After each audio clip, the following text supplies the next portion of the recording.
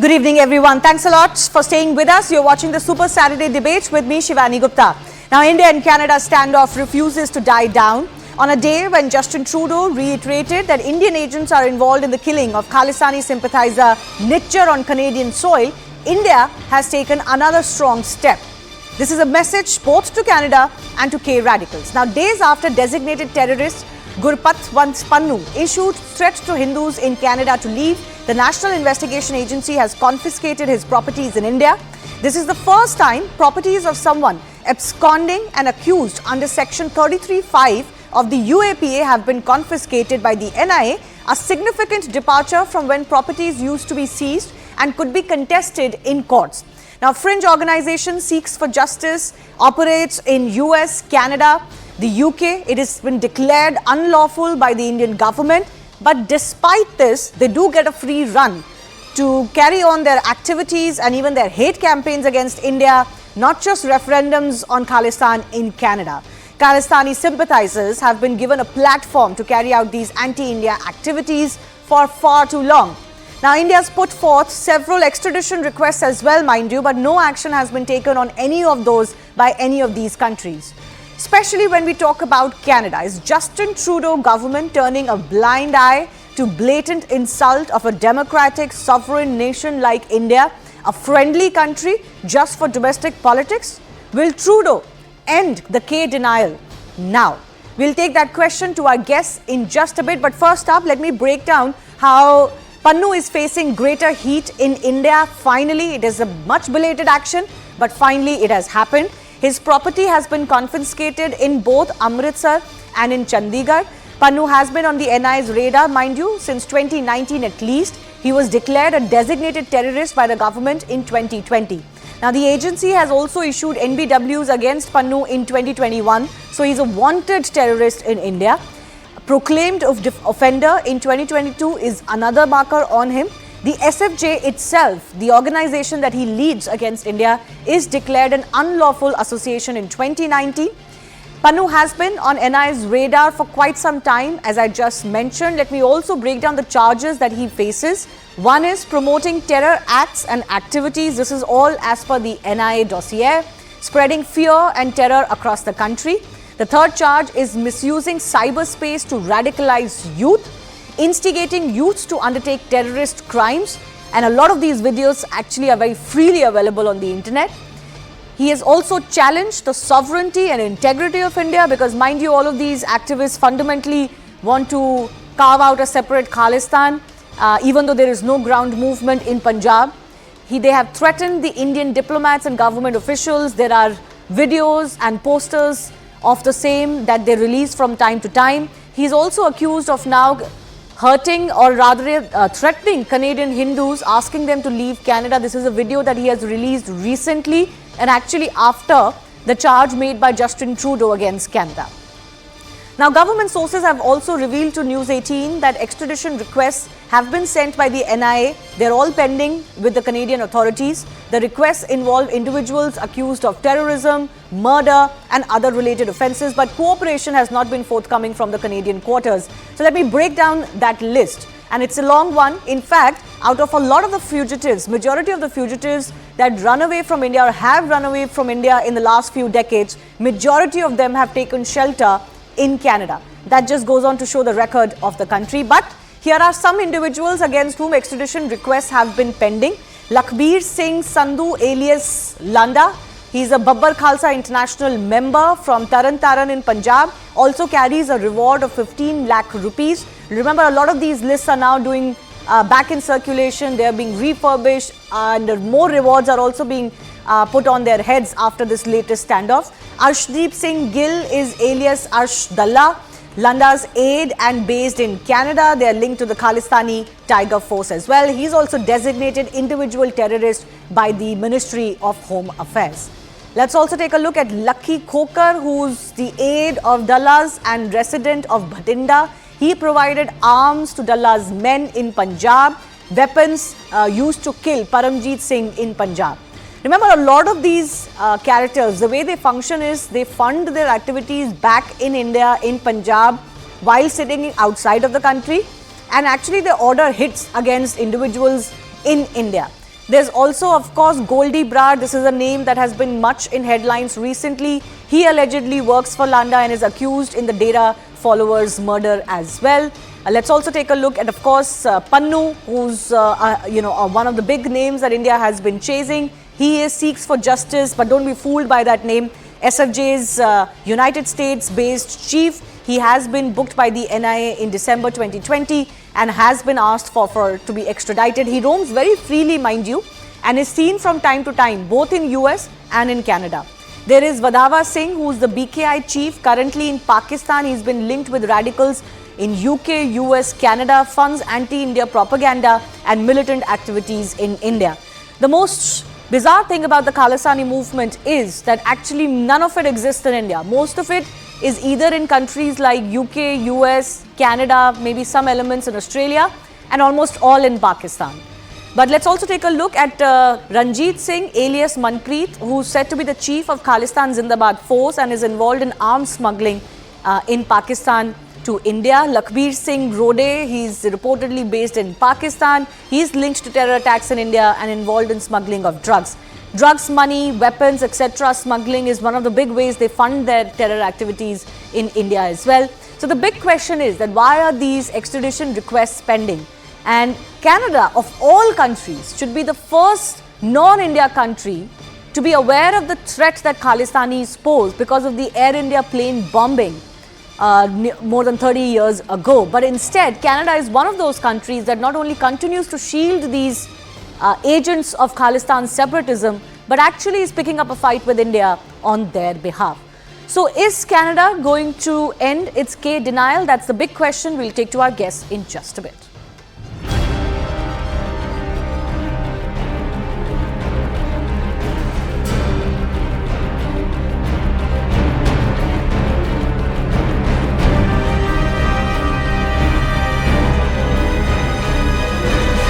Constructively with India, and we hope that they engage with us so that we can get to the bottom of this very serious matter.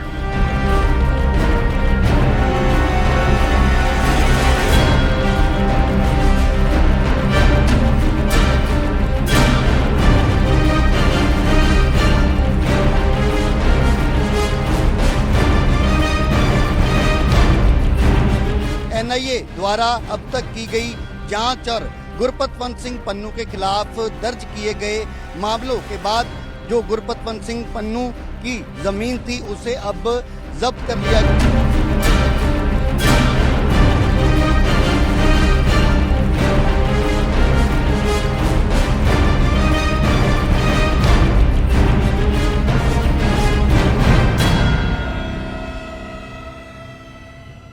Let's go across to the guest joining us. RP Singh is the BJP's national spokesperson. Manju Seth, former diplomat, is with us. Deepak Punj is radio journalist in X-Weather Radio in Canada, based in Canada. Terry Miluski is author, Blood for Blood, 50 years of Global Khalistan Project. One of those who's followed this so-called movement in Canada very closely. I do thank you all for your time. RP Singh, I want to begin with you. While it is, of course, very welcome that this action of, taking over the properties of Pannun in India has been taken by the government, the question does come to mind, why have you only acted now? This guy has been wanted for 3 years in India.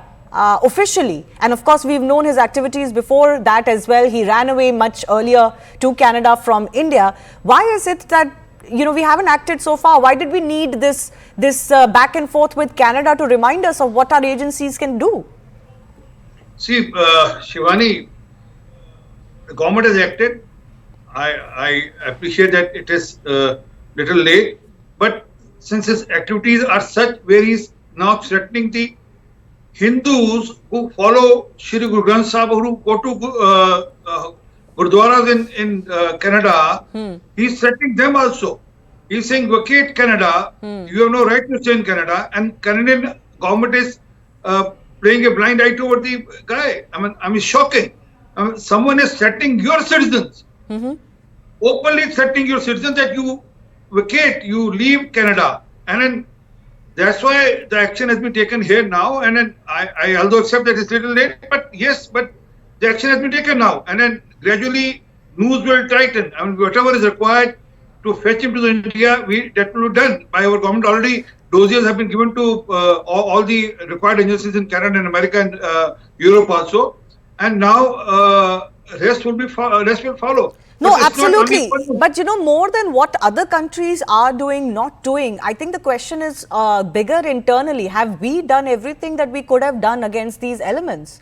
And I think I asked you that question purely from that point of view, that why do we need this face-off with Canada to remind us that Pannu had properties in Punjab? But you've made your point, RP Singh, I'm going to come back to you. It is obviously going to be good, and that's what citizens in the country want, that none of these elements should have this feeling that, their properties back home, any kind of funding, etc., is going to be not touched. That is the first thing that should go. But I want to go across to Deepak Punj also, who's a radio journalist joining us from Canada.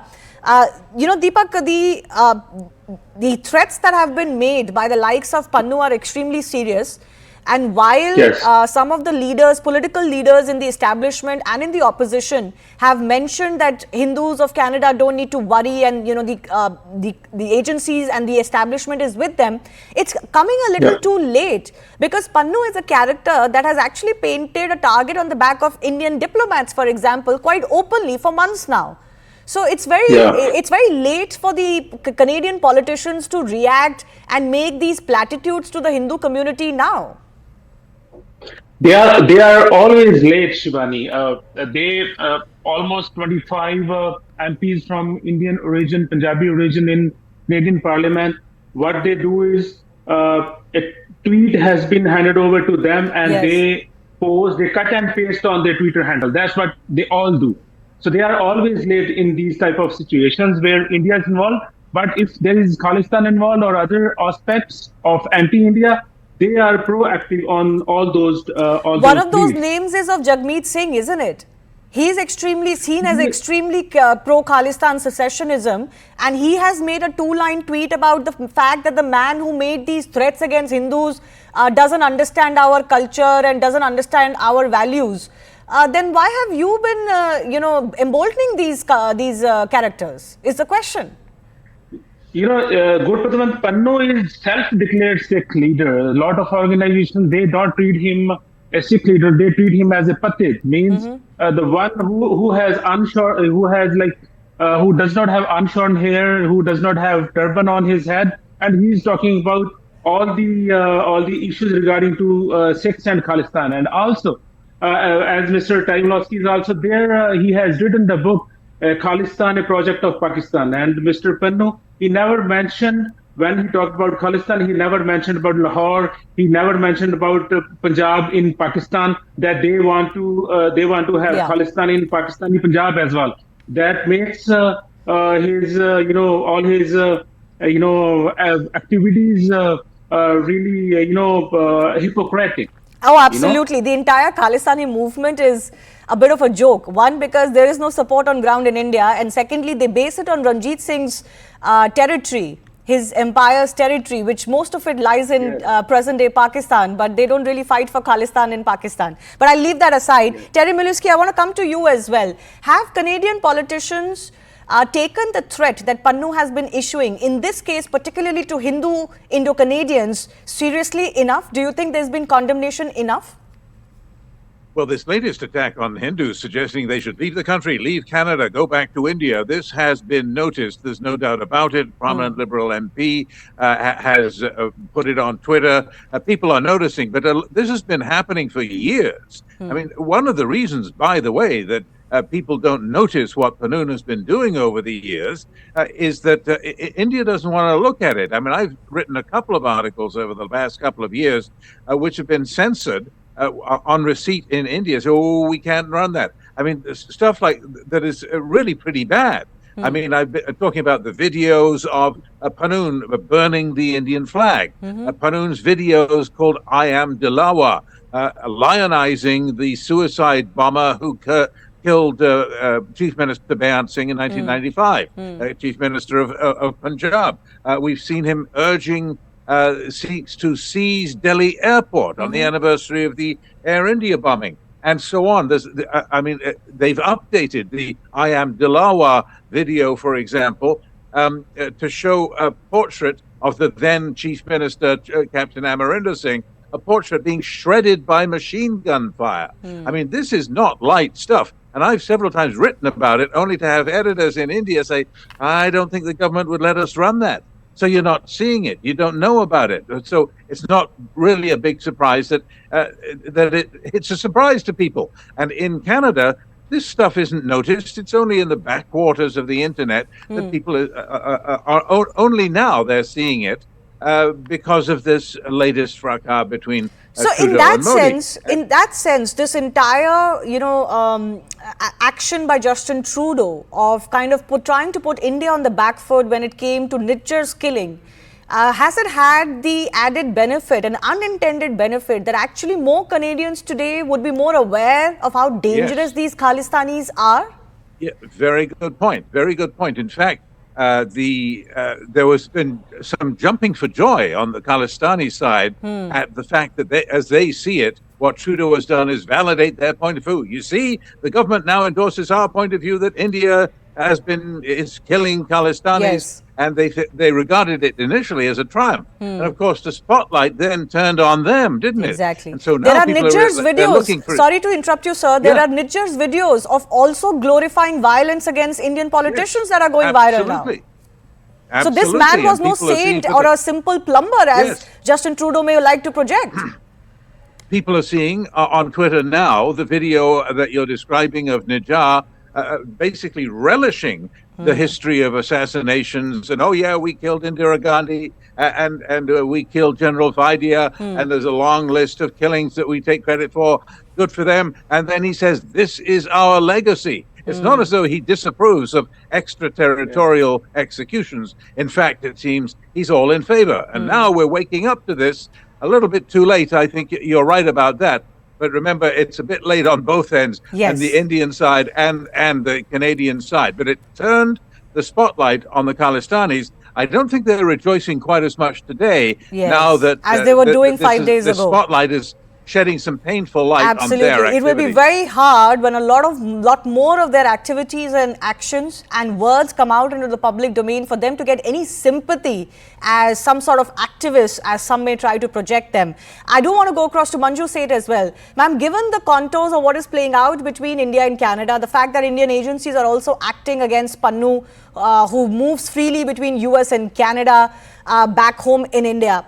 What more do you think diplomatically and agency-wise in India we should do to continue to pin them, to continue to put the pressure on them now that we've got a handle on these individuals? So we have to enforce we have to enforce what our agencies have got, share the information with the other countries, and put pressure also on Canada to take action against all these elements in Canada who are openly, doing just what they want, threatening our diplomats, threatening Indians and Hindus, Indian origin Hindus. And I think it is really not an acceptable situation in any country. And as everybody is well aware, if you have terrorists and snakes in your backyard, then there's a time when they will come and sting you or bite you. And I think Canada has to understand that. Canadians have to understand that. And yes, this incident has, what PM Trudeau has done, has put the spotlight on the Khalistani movement, but it's not a very positive light. Definitely not. But within Canada, they would rejoice because they think their point of view has been endorsed by the government. But it could help. It could end up singeing the Liberal Party under Justin Trudeau. Absolutely, he should understand that, because and he should also understand the whole Sikhs. All Sikhs are not with Khalistani movement. Absolutely, Khalistani movement. And the total number is 2%, and they don't all support this. So he has to understand that within the Sikh community, there's only a small element, a small fraction, which is really, vocal. No, even then, even if the numbers are at 2%, even if they were 5%, as a Prime Minister of Canada, his outlook should be, okay, you have this grouse against India, you please go back to India and figure it out. Why should he allow them to perpetrate their activities from Canada? That should be the logical question that a Canadian Prime Minister should be asking. Why is he giving them shelter, even if he doesn't want to get embroiled in it? And that's where the real motivations of Justin Trudeau come under question. And in fact, even of his fathers, who did not extradite the man who eventually carried out the Air India Kanishk bombing. Mr. Hardeep Singh, you've been wanting to come in. Yes, sir. I'm showing you a video, the recent picture of Pannun in Surrey, and their security has been given by that. You can see two. I've marked them as red. Their security guard being given by the Canadian government. I mean, what is Canadian government doing? I mean, you are providing a person who is openly threatening your law-abiding citizens, among which there are sex and non-sex both, and you are asking them to leave Canada, and you're not taking action. Rather, you are providing security to them, security to the man. This clearly shows the intent of Justin Trudeau and his team there. Yeah. Deepak Punj, in fact, I have been discussing this with several Indo-Canadians who are based in various cities, and they tell me that actually people like yourself, the Indian community, whether Hindu or Sikh or anyone for that matter, is fed up with this nonsense that is going on in Canada. It's just that their voices are not heard, and they don't feel like they are safe enough to raise those voices, because a lot of bullying activity, gang-like, gangster activity goes on by these individuals who don't seem to have the fear of the law in Canada. Yes, and I am the victim for that. Yes. I was doing last year in February. I was doing the show, and I did the show on Deep Sidhu and Khalistan. The next day, 3 gunmen entered in my radio studio and tried to kill me. I am the victim in that way. And people are fed up because of glorification of terrorism in Sikh Day parades and all the Nagar Kirtans happening in Canada, and nobody is doing anything. So that's also, it's when a secular people like us or like all the others, even doesn't matter if it's Sikhs or Hindus or Muslim, when they see hoardings, on the roadside with 100,000 people, it raises questions about the Trudeau government, how competent Mr. Justin Trudeau is. And also, I want to make one more point. Why Justin Trudeau, Honorable Prime Minister of Canada, is silent over the murder of Ripu Daman Singh Malik? Why he is silent on the murder of Karima Baloch? And while he is like so vocal on the murder of Nijjar, who entered Canada by the name Ravi Sharma, and then after that, he did the fake marriage to, get the immigration papers. Yeah, has he ended up shooting himself in the foot is a larger question that hangs over Justin Trudeau now, as he also battles low popularity back home in Canada. Terry, I've got barely about 30-40 seconds left. I want to give you the final word. Has this ended up backfiring on Justin Trudeau and his allies who may be sympathetic to the Khalistani movement as an axe to grind against India? Allow me just to rephrase that. It's backfired on both sides. Both sides have made some mistakes on this file. On the Canadian side, it's thrown a harsh spotlight on the toleration of terrorists and terrorism and the glorification of terrorism that Canada has been guilty of, not just lately, but for the past 40 years.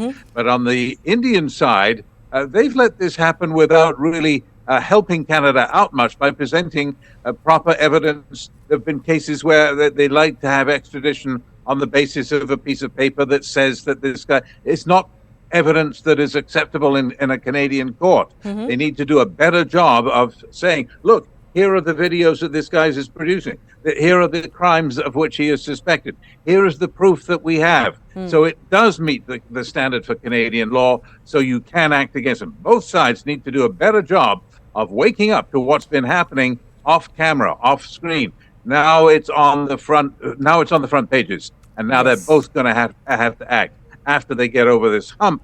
That this little matter of confrontation, the worst ever between the two countries. Yes, absolutely. I was just going to add that to what you said. First, of course, the question is whether India and Canada can tide over what has become an ugly diplomatic fracas between the two countries, and how soon can that happen is also a question on our minds. I've run out of time. I do thank all of our guests for joining us. The story developing in Canada and in India on K Elements continues to be our top focus. Time for a very short break. Stay with me, CNN News 18.